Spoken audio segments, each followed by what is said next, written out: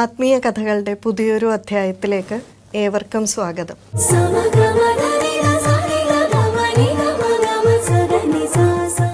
അയോധ്യ എന്ന് പറയുന്ന പട്ടണത്തെപ്പറ്റി സ്കന്ദപുരാണത്തിൽ വളരെ വിശദമായി പരാമർശിച്ചിട്ടുണ്ട്.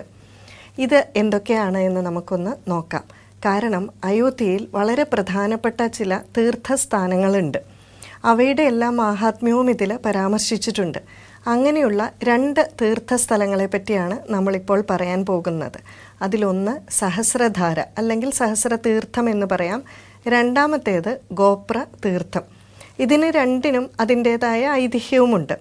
ഈ സഹസ്ര തീർത്ഥത്തിൻ്റെ പ്രാധാന്യം എന്താണെന്ന് വെച്ചാൽ, ശ്രീരാമൻ ദേവകാര്യങ്ങളെല്ലാം ഏകദേശം പൂർത്തിയാക്കി കഴിഞ്ഞ സമയത്ത് ഇനി തിരിച്ച് സ്വർഗത്തിലേക്ക് യാത്രയാകാൻ സമയമായി എന്ന് ശ്രീരാമനോടൊന്ന് സൂചിപ്പിക്കാനായി ധർമ്മദേവൻ എത്തുന്നുണ്ട്. നമ്മൾ കാലൻ എന്നൊക്കെ പറയില്ലേ, അദ്ദേഹം എത്തുന്നുണ്ട്.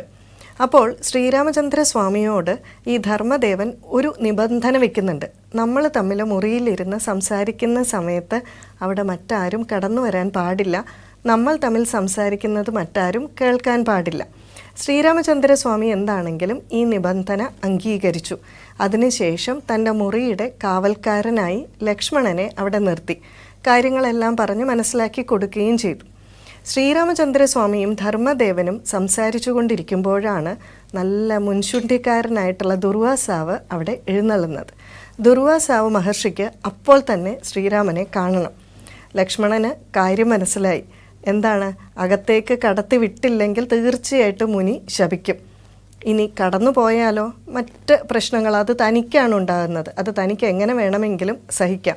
ഇത് ശപിച്ചു കഴിഞ്ഞാൽ ശ്രീരാമചന്ദ്രസ്വാമിക്കോ ആകെ പ്രശ്നമാകും. ശ്രീരാമനെയും കൂടെ ശപിക്കോ എന്നൊന്നും ഉറപ്പില്ല. അതുകൊണ്ട് ലക്ഷ്മണൻ രണ്ടും കൽപ്പിച്ച് മുറിക്കുള്ളിലേക്ക് ചെന്നു. ദുർവാസാവ് മഹർഷി എത്തിയിട്ടുണ്ട് എന്നുള്ള വിവരം അറിയിച്ചു. അപ്പോൾ ഇവിടെ എന്താണ്, ശ്രീരാമൻ മുനിക്ക് വാക്കുകൊടുത്തിട്ടുണ്ട്, അല്ല ധർമ്മദേവന് വാക്കുകൊടുത്തിട്ടുണ്ട്. എന്താണ്, സത്യലംഘനം നടന്നാൽ ലക്ഷ്മണനെ ഉപേക്ഷിച്ചു കൊള്ളാം, അല്ലെങ്കിൽ ആരാണോ മുറിക്കകത്തേക്ക് കയറി വന്നത് അദ്ദേഹത്തെ ഉപേക്ഷിച്ചു കൊള്ളാമെന്ന്. ഇവിടെ ഇപ്പോൾ ആരെ ഉപേക്ഷിക്കണം? ലക്ഷ്മണനെ ഉപേക്ഷിക്കണം. ലക്ഷ്മണൻ എന്താണെങ്കിലും അതിന് തയ്യാറായി, യാതൊരു വിഷമവും ഒന്നുമില്ല. അതുകൊണ്ട് താൻ ശരീരം ത്യജിക്കാൻ തയ്യാറാണ്. ലക്ഷ്മണൻ വളരെ ശാന്തമായിട്ടുള്ള മനസ്സോടുകൂടി നല്ല ഉറച്ച കാൽവെപ്പോടുകൂടി സരയൂ നദിയിലേക്ക് യാത്രയായി. അവിടെ ചെന്ന് സരയൂ നദിയിലേക്ക് മുങ്ങാൻ തുടങ്ങുമ്പോഴാണ് അവിടെ ദേവേന്ദ്രൻ എത്തിയത്. ദേവേന്ദ്രൻ പറഞ്ഞു, അങ്ങ് അനന്തൻ്റെ അവതാരമാണ്, അങ്ങേക്കും ഇതറിയാം. ദാ അനന്തൻ ഭൂമി പിളർന്ന് തൻ്റെ ആ 1000 തലയുണ്ടല്ലോ, ആ 1000 തലയുമായി പുറത്തു വന്നിരിക്കുകയാണ്. അതുകൊണ്ട് തന്നെ അങ്ങ് ഈ ശരീരം ഉപേക്ഷിക്കുന്ന ഈ സ്ഥലം സഹസ്രധാര എന്ന് അറിയപ്പെടും. അങ്ങയുടെ ദൗത്യമെല്ലാം പൂർത്തിയായി. അതുകൊണ്ട് അങ്ങ് എന്ത് ചെയ്യണം? ആ ആദിശേഷനിലേക്ക് തന്നെ ലയിക്കുക. ഞാനിവിടെ ആദിശേഷൻ്റെ ഒരു പ്രതിഷ്ഠ നടത്തുന്നതായിരിക്കും. ഇവിടെ ഒരു ക്ഷേത്രമായി പരിണമിക്കും. ഏകദേശം ഒരു 25 വിൽപ്പാട് ഒരു വലിപ്പം കാണും ഈ ഒരു സ്ഥലത്തിന്. ഈ തീർത്ഥത്തിൽ വന്ന് ആര് സ്നാനം ചെയ്താലും അവർ ചെയ്ത എല്ലാ പാപങ്ങളും നശിക്കും.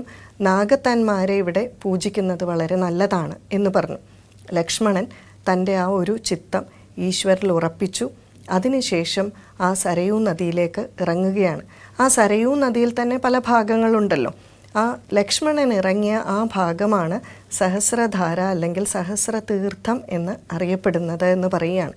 നമ്മളിവിടെ അയോധ്യയിലെ പ്രധാനപ്പെട്ട ചില സ്ഥലങ്ങൾ പറയുമ്പോഴാണ് ഇത് പറഞ്ഞത്. ഇനി ഒരു പ്രധാനപ്പെട്ട തീർത്ഥസ്ഥലം കൂടി ഉണ്ട് എന്ന് നമ്മൾ പറഞ്ഞു. അതിൻ്റെ പേരാണ് ഗോപ്ര തീർത്ഥം. ഇതുപോലെ തന്നെ ശ്രീരാമചന്ദ്രസ്വാമി തൻ്റെ ദൗത്യമെല്ലാം കഴിഞ്ഞ് ശരീരം ഉപേക്ഷിക്കാൻ തയ്യാറായി, സ്വർഗത്തിലേക്ക് പോകാൻ തയ്യാറായി. എന്താണോ എങ്ങനെയോ ഈ ഒരു വിവരം ചാരന്മാർ മുഖേന വാനരന്മാരും രാക്ഷസന്മാരും അറിഞ്ഞു. അവരെല്ലാം ഓടി വന്ന് പറഞ്ഞു, ഞങ്ങളെ കൂടാതെ അങ്ങ് പോകരുത്, ഞങ്ങളെയും കൂടെ കൊണ്ടുപോകണം. ഇനി വേറെ നിവൃത്തിയുണ്ടോ? പക്ഷേ ശ്രീരാമൻ വിഭീഷണനോട് പറഞ്ഞു, പ്രജകൾ ഉള്ളിടത്തോളം കാലം അവരെ ഭരിക്കണം. അതുകൊണ്ട് അങ്ങ് ഞങ്ങളുടെ കൂടെ വരണ്ട. ഇതൊരു തരത്തിൽ ആജ്ഞയായിട്ടാണ് പറഞ്ഞത്, ഒരു കൽപ്പനയായിട്ട്. മറിച്ചൊന്നും പറയണ്ട എന്നുള്ളൊരു രീതിയിലാണ് ശ്രീരാമൻ പറഞ്ഞത്. ഹനുമാൻ സ്വാമിയെ നോക്കിയിട്ട് പറഞ്ഞു, എൻ്റെ നാമവും എൻ്റെ കഥകൾ ഉള്ളിടത്തോളം കാലം നീ ഇവിടെ ഉണ്ടായിരിക്കണം. അതിൻ്റെ അർത്ഥം എന്താ? എൻ്റെ കൂടെ പോരണ്ട, ശരീരം ഉപേക്ഷിക്കാൻ സമയമായില്ല എന്നർത്ഥം. അടുത്തത് പറഞ്ഞു, മൈന്ദനും വിവിധനും അമൃത് ഭക്ഷിച്ചവരാണ്, അതുകൊണ്ട് അവരും ഇവിടെ തന്നെ ജീവിക്കും. ബാക്കിയുള്ള രാക്ഷസന്മാരും അല്ലെങ്കിൽ വാനരന്മാർ പിന്നെ വരാൻ താല്പര്യമുള്ളവരെല്ലാം എൻ്റെ കൂടെ നാളെ പുലർച്ചെ പോന്നോട്ടെ എന്ന് പറഞ്ഞു. അങ്ങനെ അടുത്ത ദിവസം രാവിലെ പട്ടുവസ്ത്രങ്ങളെല്ലാം അണിഞ്ഞ് ദർഭപ്പുല്ലെടുത്ത് മൗനമായി യാതൊന്നും ഉരിയാടാതെ ശ്രീരാമൻ സരയൂ നദിയിലേക്ക് യാത്രയാകുകയാണ്. സകല പരിവാരങ്ങളും, അതായത് സഹോദരന്മാർ, ലക്ഷ്മണൻ ഒഴിച്ച് ബാക്കി 2 പേരുമുണ്ട്, അവരുടെ പത്നിമാർ, റാണിമാർ, പ്രജമുഖ്യന്മാർ, പൗരമുഖ്യന്മാർ, അവരുടെ കുടുംബത്തിലുള്ളവർ ആരും ഭയത്തിലും വിഷമത്തോടെയും ദുഃഖത്തോടെ കൂടിയൊന്നുമല്ല, വളരെ സന്തോഷത്തോടു കൂടി. അതിൻ്റെ പ്രത്യേകത എന്താണ്? അവർ നിൽക്കുന്നത് ആ പരമാനന്ദമൂർത്തിയുടെ, പരമാത്മാവിൻ്റെ കൂടെയാണ്, ഈശ്വരൻ്റെ കൂടെയാണ്. ഈശ്വരൻ്റെ കൂടെ ഉള്ളപ്പോൾ ആർക്കും ദുഃഖമുണ്ടാവില്ല. അതുകൊണ്ട് എല്ലാവരും വളരെ സന്തോഷത്തോടു കൂടി സരയൂ നദിയിലേക്ക് യാത്രയായി. സരയൂ നദിയുടെ തീരത്തെത്തിയപ്പോൾ ബ്രഹ്മദേവനും മറ്റ് ദേവന്മാരുമെല്ലാം അവിടെ പ്രത്യക്ഷപ്പെട്ടു. ആകാശത്തിൽ ധാരാളം വിമാനങ്ങളൊക്കെ കാണപ്പെടാൻ തുടങ്ങി. പുഷ്പവൃഷ്ടികൾ, അപ്സരസുകൾ ചെയ്തു. ശ്രീരാമൻ വളരെ പതുക്കെ ആ സരയൂ നദിയിലേക്ക് കാലെടുത്ത് വെച്ചു. അപ്പോൾ ബ്രഹ്മദേവൻ പറഞ്ഞു, അങ്ങയുടെ ഇഷ്ടമുള്ള ഒരു രൂപം സ്വീകരിച്ചു കൊള്ളുക. താൻ മഹാവിഷ്ണുവിൻ്റെ അവതാരമാണല്ലോ, അതുകൊണ്ട് അദ്ദേഹം ആ വിഷ്ണുവിൻ്റെ രൂപം സ്വീകരിച്ചു. അതിനുശേഷം ആ വിഷ്ണു രൂപം പറഞ്ഞു, ഇവരെല്ലാം എന്നെ വിശ്വസിച്ച് എൻ്റെ കൂടെ വന്നവരാണ്, അതുകൊണ്ട് അവരെയും കൂടെ കൊണ്ടുപോകണം, അവരെയും സ്വർഗത്തിലേക്ക് കൊണ്ടുപോകണം എന്നാണ് ഉദ്ദേശിച്ചത്. അപ്പോൾ ബ്രഹ്മദേവൻ പറഞ്ഞു, യാതൊരു ബുദ്ധിമുട്ടുമില്ല, ഇവർ സന്താനീകം എന്ന് പറയുന്ന ഒരു ലോകത്തിലായിരിക്കും കഴിയുക. രാക്ഷസന്മാരാണെങ്കിലും വാനരന്മാരാണെങ്കിലും അവരെല്ലാം അവരവർ വന്ന ലോകത്തിലേക്ക് പോകും. പക്ഷേ സുഗ്രീവനോ, അവൻ സൂര്യമണ്ഡലത്തിലേക്കായിരിക്കും പോവുക. കാരണം അവരവർ വന്ന ലോകത്തിലാണ്. ബാക്കി പൗരപ്രമുഖരെല്ലാം ഈ സന്താനീകം എന്ന് പറയുന്ന ഒരു ലോകത്തിലേക്ക് കൂടി പോകുന്നതായിരിക്കും. എല്ലാവർക്കും വളരെയധികം മംഗളം ഭവിക്കും, എല്ലാവർക്കും ആ ശാന്തതയും സമാധാനവും ഉണ്ടാകുമെന്ന് പറഞ്ഞു. അങ്ങനെ ബ്രഹ്മദേവൻ്റെ അനുവാദത്തോടു കൂടി ആ സരയൂ നദിയിലെ ജലം പൊങ്ങിയപ്പോൾ അതിലേക്ക് എല്ലാവരും കാലെടുത്ത് വെച്ചു. അതോടുകൂടി അവർ സമാധിയായി, അല്ലെങ്കിൽ ജലസമാധി എന്നോ ശരീരം ത്യജിച്ചോ എന്നൊക്കെ നമുക്ക് പറയാൻ സാധിക്കും.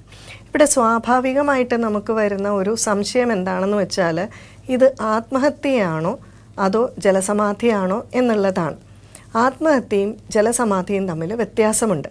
ഭാരത സംസ്കാരത്തിൽ ജലസമാധി എന്ന് പറയുന്ന ഒരു സംസ്കാരമുണ്ട്.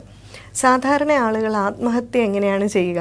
വളരെ നിരാശയിൽ പെട്ടിരിക്കുമ്പോൾ, തനിക്കിനി ജീവിതം മുന്നോട്ട് കൊണ്ടുപോകാൻ സാധിക്കില്ല, യാതൊരു തരത്തിലുള്ള പ്രതീക്ഷയുമില്ല, മനസ്സിനെ പിടിച്ചു നിർത്താൻ സാധിക്കില്ല എന്നൊക്കെയുള്ള അവസരത്തിലാണ് ഈ ആത്മഹത്യ ചെയ്യുന്നത്.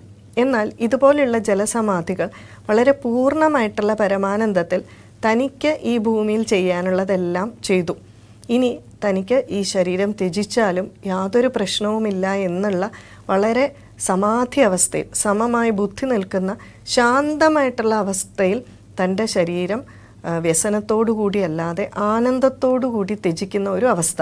ഇങ്ങനെ ധാരാളം ഋഷീശ്വരന്മാർ ചെയ്യാറുണ്ട്. ഇതാണ് ജലസമാധി. അതുകൊണ്ട് പലർക്ക് സംശയം തോന്നാം, ശ്രീരാമനും ഈ അയോധ്യയിലെ ജനങ്ങളുമെല്ലാം ആത്മഹത്യ ചെയ്തതാണോ എന്ന്. ഇവിടെ മനസ്സിൻ്റെ വീക്ഷണ കോണാണ് വ്യത്യാസപ്പെട്ടിരിക്കുന്നത്. അതനുസരിച്ച് ആത്മഹത്യയും ജലസമാധിയും വ്യത്യാസപ്പെട്ടിരിക്കുന്നു. അങ്ങനെ ഇവർ സമാധി അവസ്ഥയിലേക്ക്, അല്ലെങ്കിൽ ആ ജലത്തിൽ മുങ്ങി ജലസമാധി എടുത്ത സ്ഥലമാണ് ഗോപ്രതാരമെന്ന് അയോധ്യയിൽ അറിയപ്പെടുന്നത്. ഈ ആത്മീയ കഥകളുടെ ഈ ഒരു ഭാഗം ഇവിടെ പൂർണ്ണമാകുന്നു.